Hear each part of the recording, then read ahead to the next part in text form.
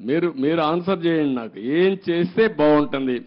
ఇప్పుడు మా మిత్రుడు ఇచ్చాడు శ్రీనివాస్ ఒక మాట. అమరావతి ఉద్యమం 1631 రోజులు, 1 + 6 + 3 + 1 11, అన్ని అంకులు కలిపితే జగన్కు వచ్చిన సీట్లు 11. అంటే 2 సరిపోయినాయి. ఇదే దేవుడు రాసిన స్క్రిప్టు, ఇది దేవుడి స్క్రిప్టు. అక్కడికి చాలలేదు. ఈ 11 ఇవ్వడం కూడా కరెక్టా లేదా చర్చ జరగాల్సిన అవసరం ఉంది. అందుకే నేను మిమ్మల్ని అందరినీ కోరుతున్నా, కొన్ని ఇక్కడ మాకు కూడా కొంతమంది ఇబ్బందులు వచ్చాయి. సరైన క్యాండిడేట్ నిలబడలేకపోయారు. నిలబడింది ఇక్కడ ప్రజలు ఎక్కడికక్కడ ముందుకు వచ్చి ఓట్లేశారు.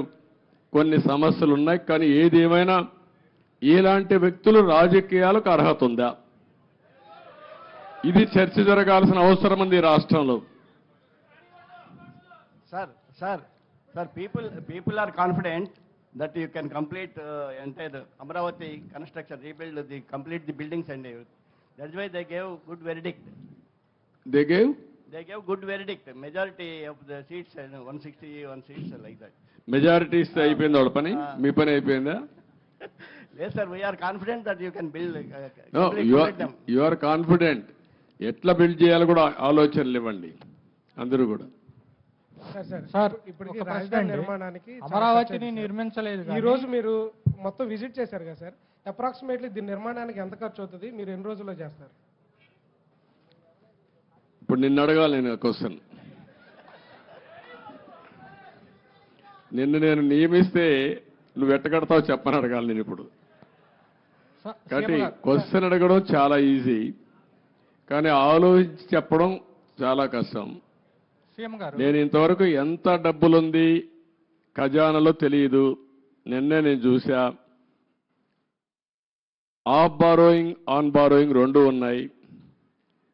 కొన్ని లెక్కలు చూపించి బారో చేశారు, కొన్ని లెక్కలు చూపించకుండా బారో చేశారు. మద్యం కూడా రాబోయే రోజుల్లో వచ్చే ఆదాయాన్ని తాకట్టు పెట్టి బారో చేశారు. అది కూడా ఎంత బారో చేశారు ఇంకా ఎతకాలి. ఇవన్నీ ఒక్కొక్క ఎక్కడెక్కడ ఉన్నాయో మనకే తెలియదు.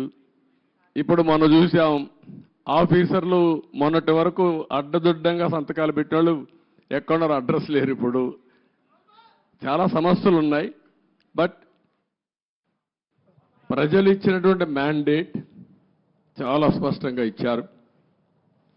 చాలామంది నన్ను అడిగారు ఒక మాట, ఇలాంటి క్లిష్టమైన పరిస్థితుల్లో మీరు ఏం చేయగలుగుతారని అడిగారు. ఎలక్షన్ల ముందు కూడా నేను ఒకటే చెప్పాను, ఏం చేస్తారని మీరు అడుగుతున్నారు. నేను పారిపోవడానికి సిద్ధంగా లేను, ఫేస్ చేస్తా. తప్పకుండా మళ్ళీ రాష్ట్రాన్ని పూర్వ వైభవం తేవడం కోసం పునర్నిర్మాణం వైపు ముందుకు పోతానని చెప్పా. అందుకే నేను అధ్యయనం చేస్తున్నా మీ అందరి ద్వారా. చేసిన తర్వాత అమరావతి కూడా ఏం చేయాలో నిర్దిష్టంగా చెప్తాను, ముందుకెళ్తాం. రాజధాని ప్రాంతంలో భూములు ఏమైనా తాకట్టు పెట్టారా సార్? రాజధాని ప్రాంతంలో భూములు కూడా ఏమైనా తాకట్టు పెట్టారా? చూడాలి, రికార్డ్స్ అని చూడాలి. సచివాలయం అయితే సచివాలయాలు పెట్టారు, ఇక్కడ సచివాలయం కూడా పెట్టారనుకుంటాను. చూడాలి, ఆ రికార్డు చూడాలి. సార్ ఓకే సార్, నమస్తే సార్. నా పేరు వేణు. నేను రాజధాని రిపోర్టర్ని సార్. ఒక 12 సంవత్సరాల నుంచి ఇది రాజధాని కాకముందు నుంచి ఇక్కడ ఉన్నాను. మీరు అమరావతిని చరిత్రగా నిలబెడదామని ఎలా ఉన్నారు? ఈ చరిత్రలో జరిగే కొన్ని కార్యక్రమాలను కూడా అలాగే దిష్టిబొమ్మలాగా అలా ఉంచి మంచిని చెడును చూపించే మా రాబోయే తరాలకు కూడా అలాంటి చూపించే విధంగా ఉంటే ప్రజావేదిక బాగుంటుందని నా ఉద్దేశం సార్. ప్రజావేదిక అట్నే పెట్టాలంటావు? అంతే సార్. ఓకే, నువ్వు ఒక మంచి సజెషన్ ఇచ్చావు. ఎందుకంటే ఇది జపాన్లో కూడా ఏం చేశారంటే, ఏవేవి హీరోషిమా ఒకటి,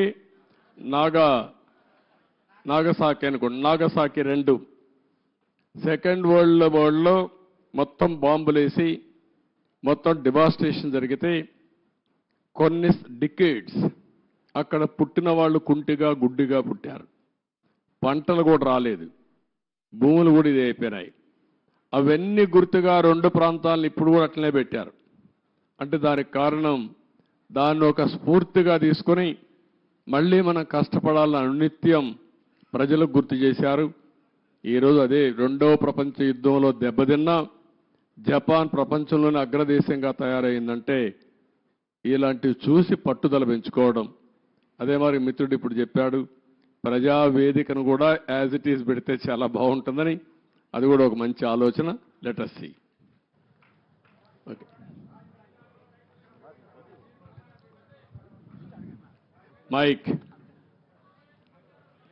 మైక్ ఒకసారి ఆయనకు. హలో హలో విమాన సేకరణ చేసిన తర్వాత కూడా సీడ్ యాక్సెస్ రోడ్డు మీద అర్ధరేతులు ఇసుక అక్రమ రవాణా జరుగుతుంది సార్. దాని మీద అంటే నేరాలు అలవాటైన వాళ్ళకి ఇంకా కూడా మారలేకపోతున్నారు. ఒకటే చెప్తున్న అధికార యంత్రాంగానికి కూడా, ఏ అధికార యంత్రాంగం ఇప్పుడు రాష్ట్రంలో ఉన్నారో మళ్ళీ ఎక్కడ లాలూచలతో వదిలిపెట్టండి, ప్రజాహితం కోసం పనిచేయండి. ఒకవేళ రేపటి నుంచి ఎక్కడైనా కానీ మీరు చెప్పింది కానీ జరిగితే తప్పకుండా అధికారులపైన కూడా యాక్షన్ కఠిన చర్యలు ఉంటాయి. డెఫినెట్గా తీసుకుంటా, వదిలిపెట్టను. మీరు కూడా ప్రజల్లో చైతన్యం రావాలి, గట్టిగా నిలదీయండి. ముందు మారిగా బాధితులపైన దాడి చేస్తే ఎట్టి పరిస్థితులు నేను వదిలిపెట్టను. ప్రజాహితం కోసం ఎవరు ముందుకొచ్చి పనిచేసినా వారికి పూర్తిగా అండగా ఉంటాం. మీరేం భయపడాల్సిన పని లేదు. అమరావతిలో ముందుగానే ఈ కార్యాచరణ ప్రణాళిక స్టార్ట్ అవడం కోసం ఏ అయితే ఎక్కువ శాతం బిల్డింగ్లు 60-70% పూర్తయ్యాయో వాటన్నింటినీ ఇంత ముందులాగా పలానా బిల్డింగ్ పలానా శాఖకి అని కేటాయించినట్లు కాకుండా, ఏదైతే మన ప్రభుత్వం నడవడానికి వేగంగా నడవడానికి అవసరమో వాళ్ళకి కేటాయించైనా ఇక్కడ జనసంద్రాన్ని దీన్ని పెంచి త్వరగా అమరావతి అనేది కార్యాచరణలోకి రావాలని రిక్వెస్ట్ చేస్తున్నాం సార్. అదే మొత్తం అదే కదా, మన ఆలోచన కూడా అవే కదా.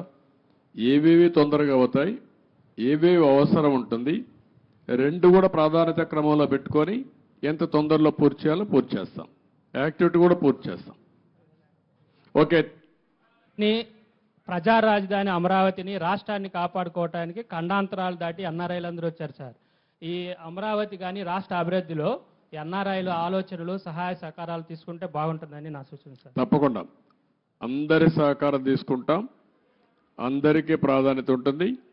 వాళ్ళు భాగస్వాములు అయితే వెల్కమ్ చేస్తాం. తప్పకుండా ఇవన్నీ కూడా ఒక యాక్షన్ ప్లాన్ తయారు చేసుకుంటాం. థ్యాంక్ యూ అని అంటాం.